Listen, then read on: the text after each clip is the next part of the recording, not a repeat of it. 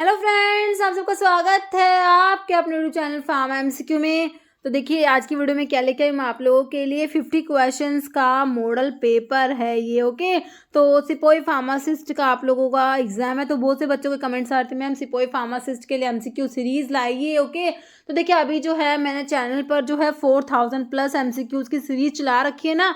तो देखिए वो उड़ीसा के लिए इंपॉर्टेंट है, झारखंड के फार्मासिस्ट एग्जाम के लिए भी जो है आप लोग कमेंट्स आ रहे थे तो उसके लिए भी इंपॉर्टेंट है वो। ओके, सिपोई फार्मासिस्ट के लिए भी इंपॉर्टेंट है और दिल्ली के फार्मासिस्ट एग्जाम के लिए भी इंपॉर्टेंट है, क्योंकि हमारा वही डिप्लोमा का ही सिलेबस रहता है सभी में ना।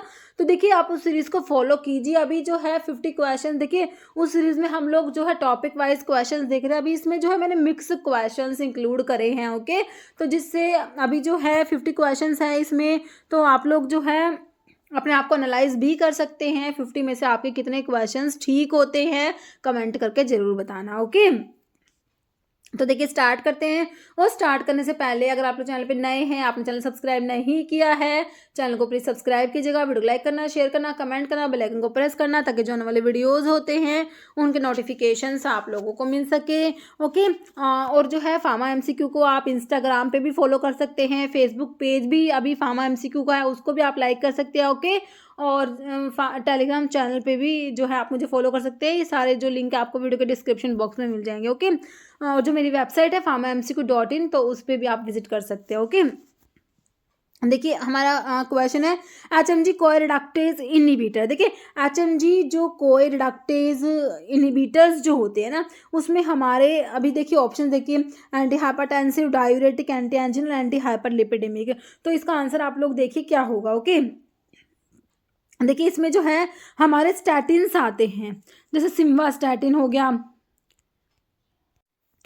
लोवास्टैटिन, सिम्वास्टैटिन, रोसुवास्टैटिन, प्राइवास्टैटिन, सारे स्टैटिन्स आते हैं HMG कोरिडक्टेज इनहिबिटर्स में। तो ये जो आपके स्टैटिन्स होते हैं ये आपके हाइपोलिपिडेमिक होते हैं, हाइपोलिपिडेमिक कह दीजिए या फिर एंटी हाइपरलिपिडेमिक कह दीजिए। ओके, ऑप्शन आपका डी हो जाएगा, anti hyperlipidemic. Okay, next as per IP concentration of sucrose in simple syrup में सुक्रोज का कंसंट्रेशन इंपॉर्टेंट क्वेश्चन है। ऑप्शन देखिए 56% weight per weight, 66.7% weight per volume, 66.7% weight per weight या 85% wait per wait. Okay, answer होगा इन दोनों में से एक।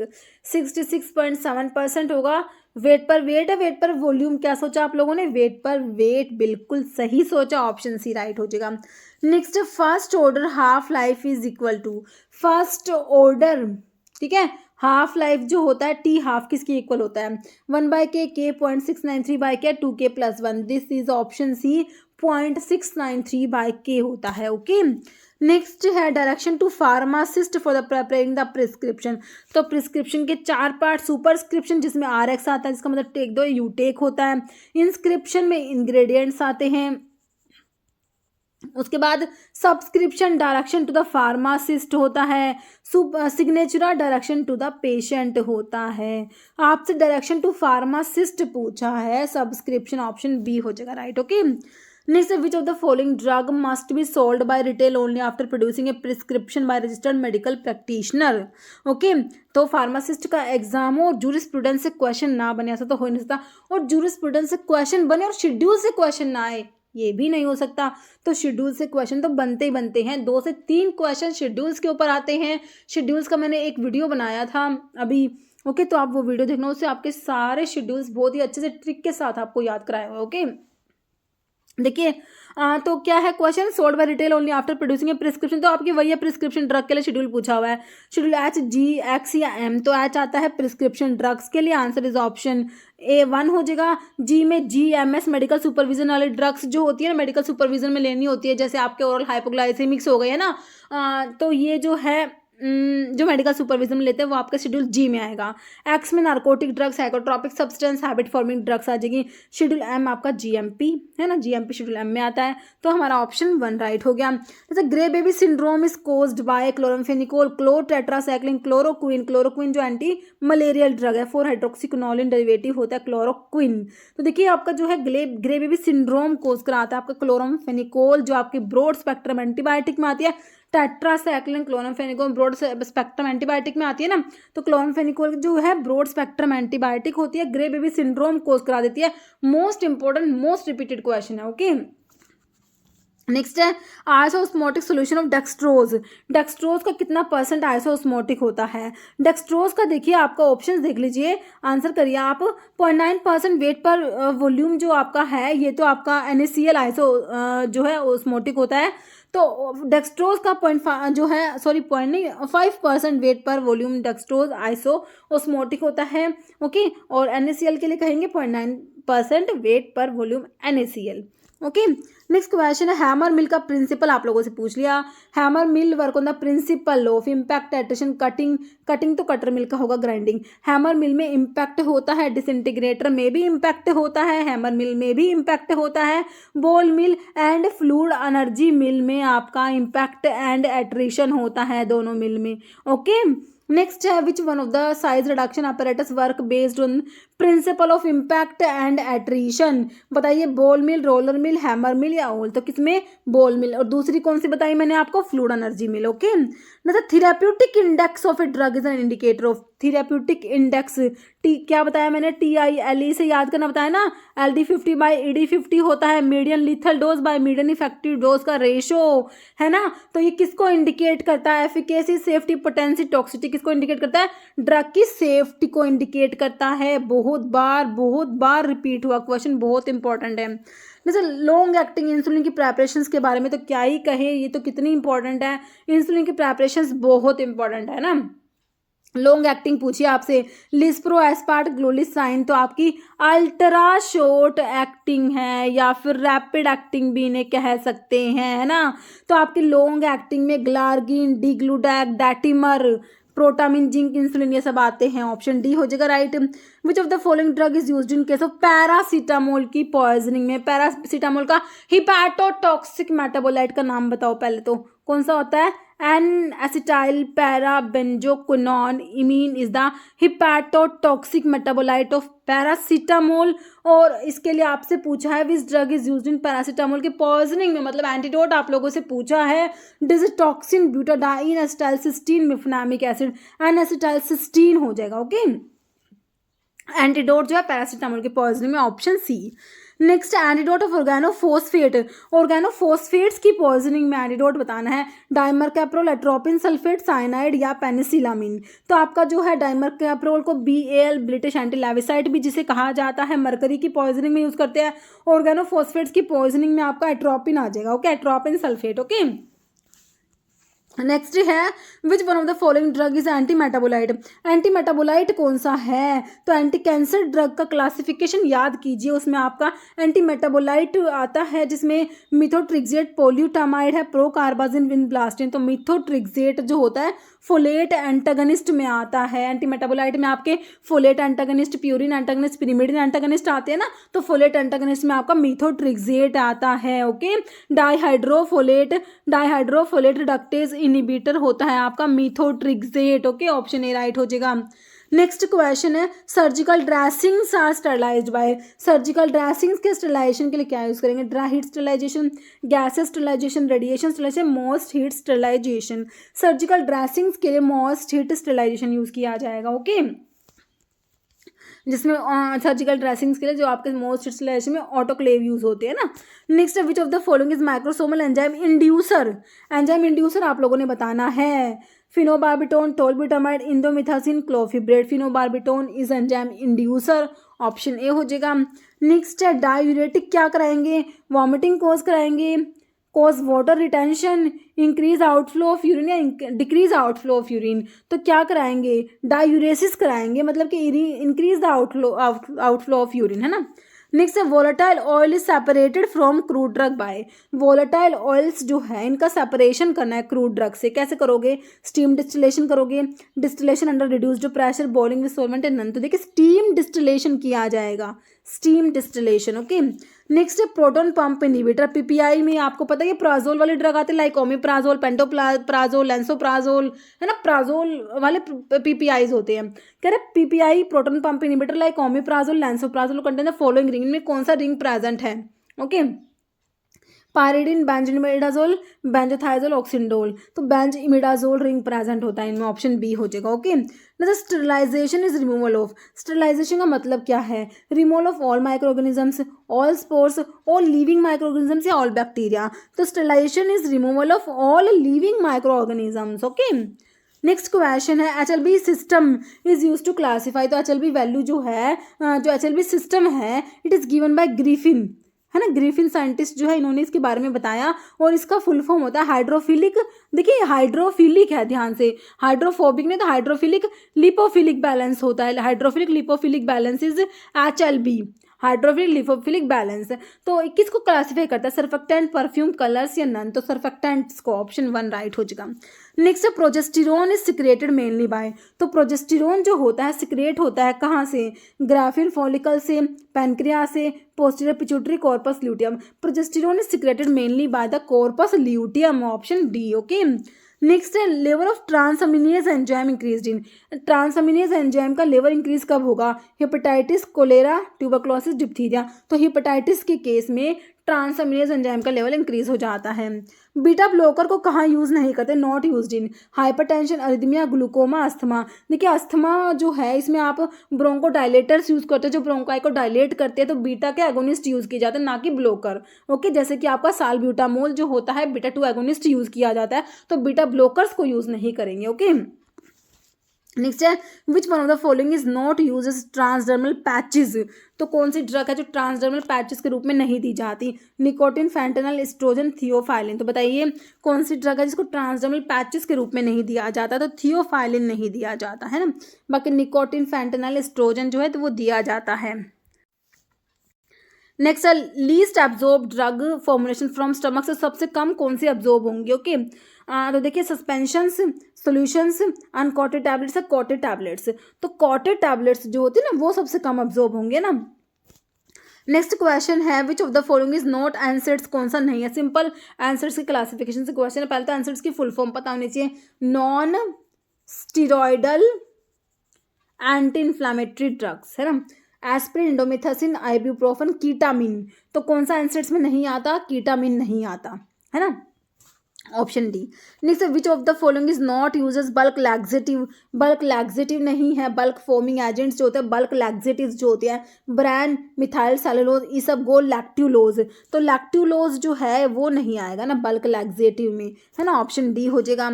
ज्विटर आयनिक सर्फेक्टेंट बताना है। SLS सोडियम लोरेल सल्फेट है आपका, जिसकी HLB वैल्यू 40 होती है, अनाइनिक होता है ये।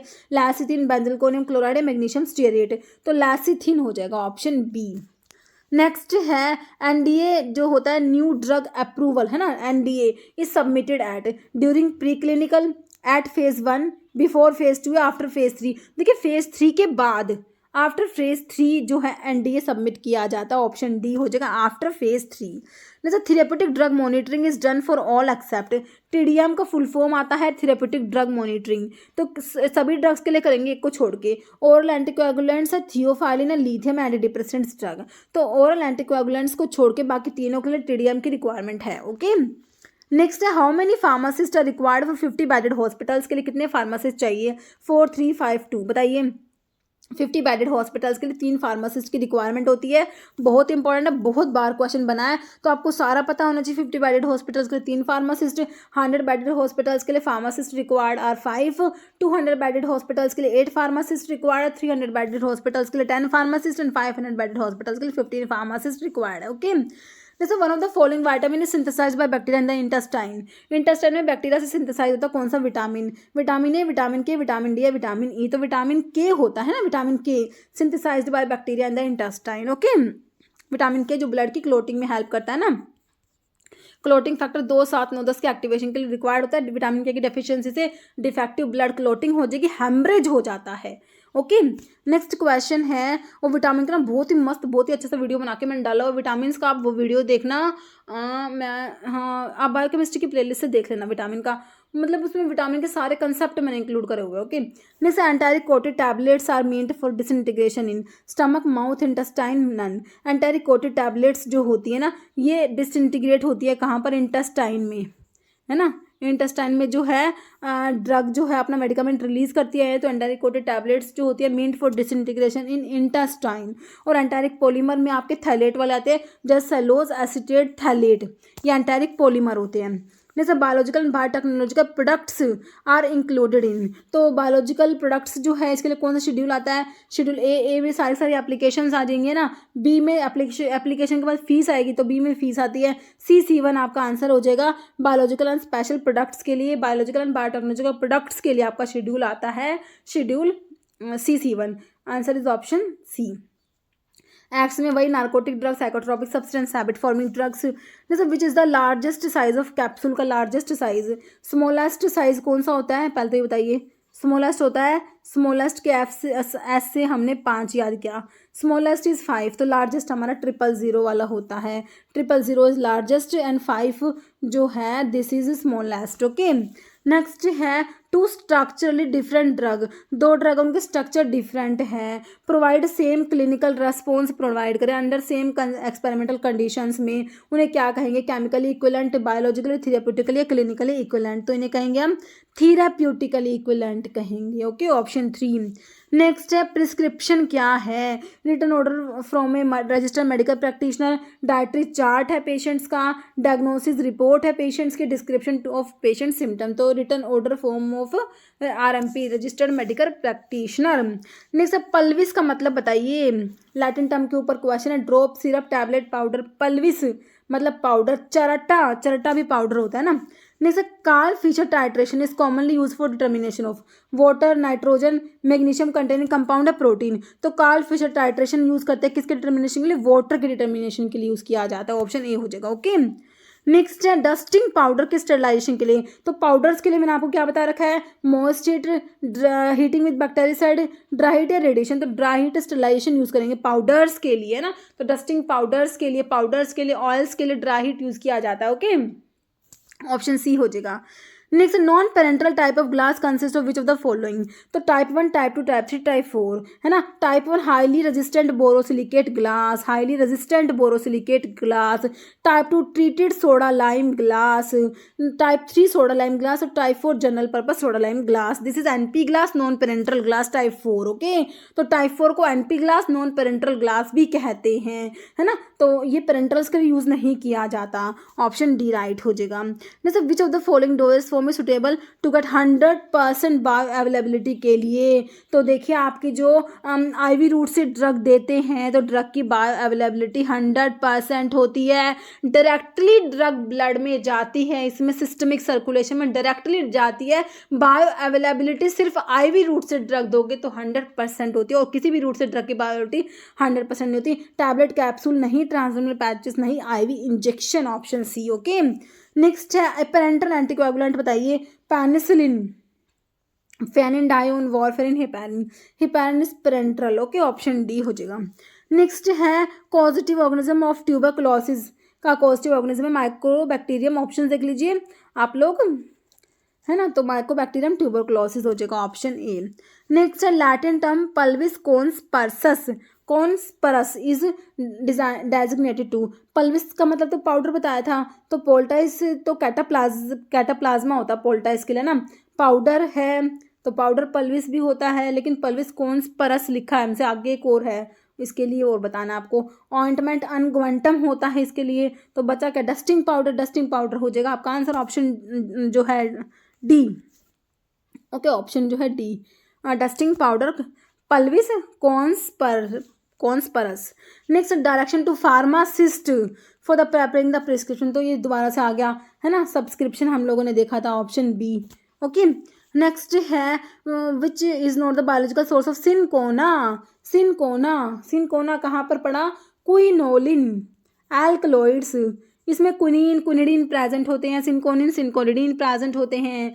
Cinchona calisaya, cinchona officinalis, cinchona succirubra और सिनकोना लैडगेरियाना होता है चौथा, लैडगेरियाना होता है ना कि इंडिका, है ना। सिनकोना लैडगेरियाना भी होता है बट सिनकोना इंडिका नहीं होता। सिनकोना की फैमिली बता दीजिए कौन सी होती है, रूबिएसी होती है, जो आइपिकैक की भी होती है, पेल कैटेचू की भी रूबिएसी होती है, और हमारा सिनकोना है इसकी तो है रूबिएसी फैमिली, है ना, ऑप्शन डी हो गया। Chief volatile component of coriander, coriandrum sativum source होता है, एम्बेलिफेरस फ्रूट है आपका कोरिएंडर। कोरिएंडर का वोलेटाइल कॉम्पोनेंट है, इसमें डी लिनालूल प्रेजेंट है, 90% तक D linalool is present in coriander. Option देख लीजिए आपके, तो सिनेमिक एसिड एनीथोल और फेनकोन आपके फेनल में प्रेजेंट होते हैं, यूजिनोल क्लोव में, तुलसी में, है ना। ऑप्शन डी हो जाएगा लिनालूल। ओके, नेक्स्ट है which drug is uses diuretic, कोयलिया, गोखरू, सिनेगा, जिनसिंग। वो आपका जो गोखरू होता है ना सैपोनिन ग्लाइकोसाइड्स में आता है, ट्रैबुलस टेरेस्ट्रिस इसका सोर्स है, जाइगोफाइलेसिस की फैमिली होती है गोखरू की, और गोखरू डाययूरेटिक होता है। ओके, तो अभी हमने 50 क्वेश्चंस देख लिए। अब आप देखना आपकी 50 में से कितने क्वेश्चंस ठीक होते हैं। ओके, और मेरे को कमेंट करके जरूर बताना। ओके, और अभी जो हमेशा की तरह एक क्वेश्चन का आंसर तो आप लोग देंगे वीडियो के कमेंट बॉक्स में। आप लोगों के लिए क्या क्वेश्चन है, सिनकोना बार्क, सिनकोना जो है बार्क है, ठीक है, इसकी फैमिली बतानी है आप लोगों ने, लोरेसी, एपोसाइनेसी, रूबिएसी, लिलिएसी। तो मैंने तो अभी आपको बता भी दिया सिनकोना की फैमिली। अगर आपने वीडियो को अच्छे से सुना तो मैंने अभी आपको सिनकोना के बारे में बताया। ओके, तो इसका आंसर आपने कमेंट बॉक्स में देना है। इस वीडियो में इतना ही। अगर आपको वीडियो अच्छी लगे तो लाइक करना, शेयर करना, चैनल पर नए हैं तो मैं आपको रिक्वेस्ट है कि चैनल को प्लीज सब्सक्राइब जरूर करना। Okay, thank you.